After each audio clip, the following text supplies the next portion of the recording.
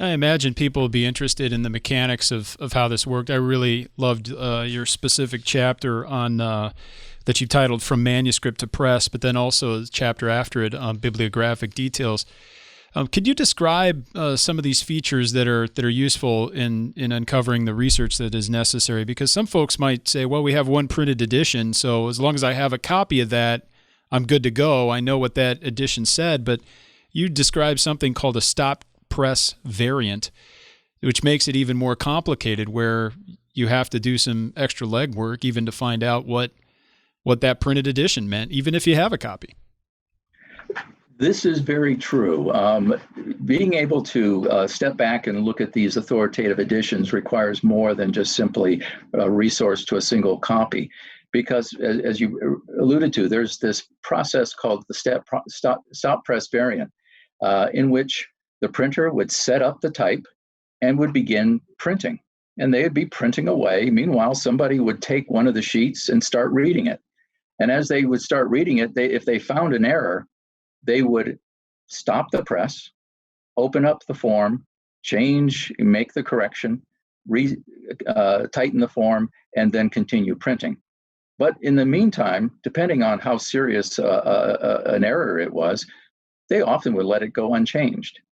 So you could have several different types of changes introduced into a single edition of a work.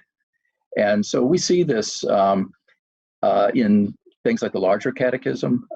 We identified several stop press variants in that work, which you would not find if you looked at a single copy.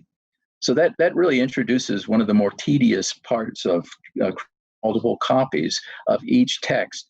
And you have to look at multiple copies character for character, and just to make sure that you're not seeing these subtle changes. Nor can you rely on photocopies or even photographic images, because sometimes it's a matter of actually looking at the patina of the page and whether or not there is an impress on the page that could reveal simply lack of ink versus a true change.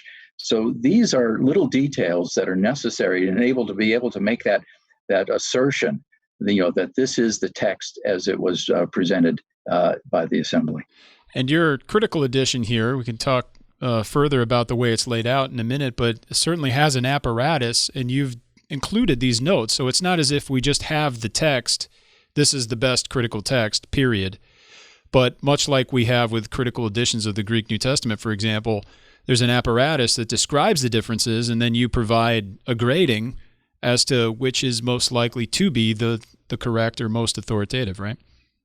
Correct. And, again, this is the importance of providing a critical text, because it is not to simply impose an edition.